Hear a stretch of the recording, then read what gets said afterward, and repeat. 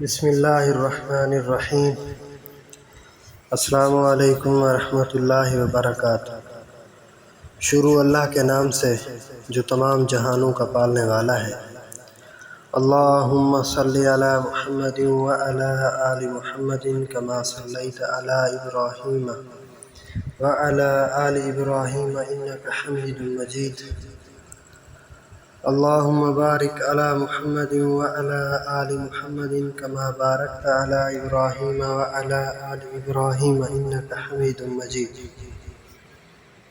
میرے قابل احترام دوستو،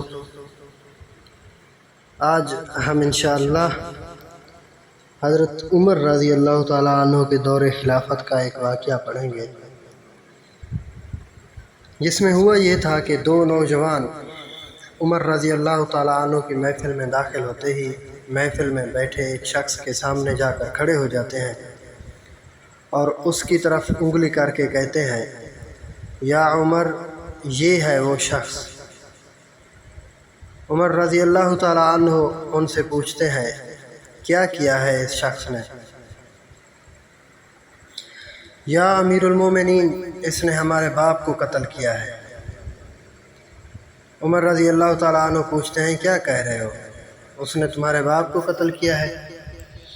عمر رضی اللہ تعالیٰ عنہ نے اس شخص سے مخاطب ہو کر پوچھتے ہیں، کیا تو نے ان کے باپ کو قتل کیا ہے؟ وہ شخص کہتا ہے، ہاں امیر المومنین، مجھ سے قتل ہو گیا ہے ان کا باپ۔ عمر رضی اللہ تعالیٰ عنہ پوچھتے ہیں، کس طرح قتل ہوا؟ وہ شخص کہتا ہے، یا عمر، ان کا باپ اپنے اونٹ سمیت میرے کھیت میں داخل ہو گیا تھا۔ میں نے منع کیا، باز نہیں آیا تو میں نے ایک پتھر دے مارا جو سیدھا اس کے سر میں لگا اور وہ موقع پر مر گیا۔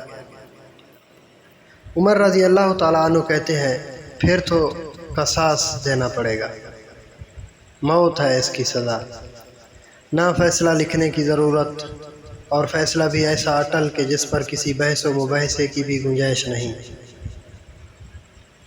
نہ ہی اس شخص سے اس کے کنبے کے بارے میں کوئی سوال کیا گیا ہے، نہ ہی یہ پوچھا گیا ہے کہ تعلق کس قدر شریف خاندان سے ہے، نہ ہی یہ پوچھنے کی ضرورت محسوس کی گئی ہے کہ تعلق کسی معزز قبیلے سے تو نہیں، معاشرے میں کیا رتبہ یا مقام ہے۔ ان سب باتوں سے بھلا عمر رضی اللہ تعالیٰ عنہ کو مطلب ہی کیا؟ کیونکہ معاملہ اللہ کے دین کا ہو تو عمر رضی اللہ تعالیٰ عنہ پر کوئی اثر انداز نہیں ہو سکتا، اور نہ ہی کوئی اللہ کی شریعت کی تنقید کے معاملے پر عمر رضی اللہ تعالیٰ عنہ کو روک سکتا ہے، حتیٰ کہ سامنے عمر کا اپنا بیٹا ہی کیوں نہ قاتل کی حیثیت سے آ کھڑا ہو، قصاص تو اس سے بھی لیا جائے گا۔ وہ شخص کہتا ہے، اے امیر المومنین، اس کے نام پر جس کے حکم سے یہ زمین و آسمان قائم کھڑے ہیں، مجھے صحرا میں واپس اپنی بیوی بچوں کے پاس جانے دیجیے، تاکہ میں ان کو بتاؤں کہ میں قتل کر دیا جاؤں گا، ان کا اللہ اور میرے سوا کوئی آسرا نہیں ہے، میں اس کے بعد واپس آ جاؤں گا۔ عمر رضی اللہ تعالیٰ عنہ کہتے ہیں، کون تیری ضمانت دے گا کہ تو صحرا میں جا کر واپس بھی آ جائے گا؟ مجمع پر ایک خاموشی چھا جاتی ہے، کوئی بھی تو ایسا نہیں جو اس کا نام تک بھی جانتا ہو، اس کے قبیلے، خیمے یا گھر وغیرہ کے بارے میں جاننے کا معاملہ تو بعد کی بات ہے، کون ضمانت دے اس کی؟ کیا یہ 10 درہم کے ادھار یا زمین کے ٹکڑے یا کسی اونٹ کے سودے کی ضمانت کا معاملہ ہے؟ ادھر تو ایک گردن کی ضمانت دینے کی بات ہے جسے تلوار سے اڑا دیا جانا ہے، اور کوئی بھی تو ایسا نہیں ہے جو اللہ کی شریعت کی تنفیذ کے معاملے پر عمر رضی اللہ تعالیٰ عنہ سے اعتراض کرے، یا پھر اس شخص کی سفارش کے لیے ہی کھڑا ہو جائے، اور کوئی ہو بھی نہیں سکتا جو سفارشی بننے کی سوچ سکے۔ محفل میں موجود صحابہ پر ایک خاموشی سی چھا گئی ہے۔ اس صورتحال سے خود عمر رضی اللہ تعالیٰ عنہ بھی متاثر ہوئے، کیونکہ اس شخص کی حالت نے سب کو ہی حیرت میں ڈال کر رکھ دیا ہے۔ کیا اس شخص کو واقعی قصاص کے طور پر قتل کر دیا جائے اور اس کے بچے بھوک مرنے کے لیے چھوڑ دیے جائیں، یا پھر اس کو بغیر ضمانتی کے واپس جانے دیا جائے؟ واپس نہ آیا تو مقتول کا خون رہ گا جائے گا۔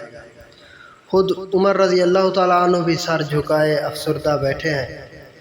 اس صورتحال پر سر اٹھا کر التجا بھری نظروں سے نوجوانوں کی طرف دیکھتے ہیں۔ معاف کر دو اس شخص کو۔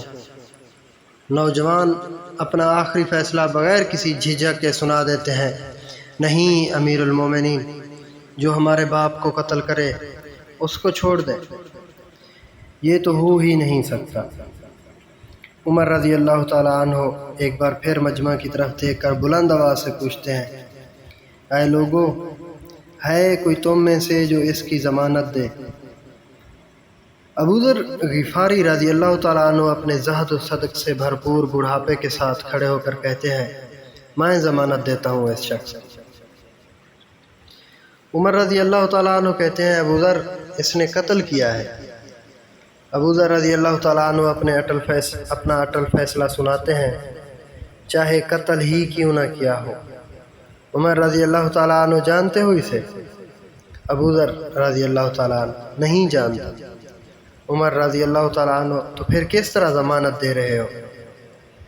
ابو ذر رضی اللہ تعالیٰ عنہ، میں نے اس کے چہرے پر مومنوں کی صفات دیکھی ہیں اور مجھے ایسا لگتا ہے یہ جھوٹ نہیں بول رہا، انشاءاللہ یہ لوٹ کر واپس آ جائے گا۔ عمر رضی اللہ تعالیٰ عنہ، ابو ذر دیکھ لو، اگر یہ 3 دن میں لوٹ کر نہ آیا تو مجھے تیری جدائی کا صدمہ دیکھنا پڑے گا۔ ابو ذر رضی اللہ تعالیٰ عنہ اپنے فیصلے پر ڈٹے ہوئے جواب دیتے ہیں، امیر المومنین، پھر اللہ مالک ہے۔ عمر رضی اللہ تعالیٰ عنہ سے 3 دن کی مہلت پا کر وہ شخص رخصت ہو جاتا ہے، کچھ ضروری تیاریوں کے لیے بیوی بچوں کو الوداع کہنے، اپنے بعد ان کے لیے کوئی راہ دیکھنے، اور پھر اس کے بعد قصاص کی ادائیگی کے لیے قتل کیے جانے کی غرض سے لوٹ کر واپس آنے کے لیے۔ اور پھر 3 راتوں کے بعد عمر رضی اللہ تعالیٰ عنہ بھلا کیسے اس امر کو بھلا پاتے؟ انہوں نے تو ایک ایک لمحہ گن کر کاٹا تھا۔ عصر کے وقت شہر میں الصلاۃ جامعہ کی منادی پھر جاتی ہے، نوجوان اپنے باپ کا قصاص لینے کے لیے بے چین، اور لوگوں کا مجمع اللہ کی شریعت کی تنفیذ دیکھنے کے لیے جمع ہو چکا ہے۔ ابو ذر رضی اللہ تعالیٰ عنہ بھی تشریف لاتے ہیں اور آ کر عمر رضی اللہ تعالیٰ عنہ کے سامنے بیٹھ جاتے ہیں۔ عمر رضی اللہ تعالیٰ عنہ سوال کرتے ہیں، کدھر ہے وہ آدمی؟ ابو ذر رضی اللہ تعالیٰ عنہ مختصر جواب دیتے ہیں، مجھے کوئی پتہ نہیں ہے یا امیر المومنین۔ ابو ذر رضی اللہ تعالیٰ عنہ آسمان کی طرف دیکھتے ہیں، جدھر سورج ڈوبنے کی جلدی میں معمول سے زیادہ تیزی کے ساتھ جاتا دکھائی دے رہا۔ محفل میں ہو کا عالم ہے، اللہ کے سوا کوئی نہیں جانتا کہ آج کیا ہونے جا رہا ہے۔ یہ سچ ہے کہ ابو ذر رضی اللہ تعالیٰ عنہ کے دل میں بستے ہیں۔ یہ سچ ہے کہ ابو ذر رضی اللہ تعالیٰ عنہ عمر رضی اللہ تعالیٰ عنہ کے دل میں بستے ہیں۔ عمر رضی اللہ تعالیٰ عنہ سے ان کے جسم کا ٹکڑا مانگیں تو عمر دیر نہ کریں، کاٹ کر ابو ذر رضی اللہ تعالیٰ عنہ کے حوالے کر دیں۔ لیکن ادھر معاملہ شریعت کا ہے، اللہ کے احکامات کی بجا آوری کا ہے، کوئی کھیل تماشا نہیں ہونے جا رہا، نہ ہی کسی کی حیثیت یا صلاحیت کی پیمائش ہو رہی ہے۔ حالات و واقعات کے مطابق نہیں، اور نہ ہی زمان و مکان کو بیچ میں لایا جانا ہے۔ قاتل نہیں آتا تو ضامن کی گردن جاتی نظر آ رہی ہے، مغرب سے چند لحظات پہلے وہ شخص آ جاتا ہے۔ بے ساختہ حضرت عمر رضی اللہ تعالیٰ عنہ کے منہ سے اللہ اکبر کی صدا نکلتی ہے، ساتھ ہی مجمع بھی اللہ اکبر کا ایک بھرپور نعرہ لگاتا ہے۔ عمر رضی اللہ تعالیٰ عنہ اس شخص سے مخاطب ہو کر کہتے ہیں، اے شخص، اگر تو لوٹ کر نہ بھی آتا تو ہم نے تیرا کیا کر لینا تھا؟ نہ ہی تو کوئی تیرا گھر جانتا تھا اور نہ ہی کوئی تیرا پتہ جانتا تھا۔ وہ بولا، امیر المومنین، اللہ کی قسم، بات آپ کی نہیں ہے، بات اس ذات کی ہے جو سب سے ظاہر و پوشیدہ کے بارے میں جانتا ہے۔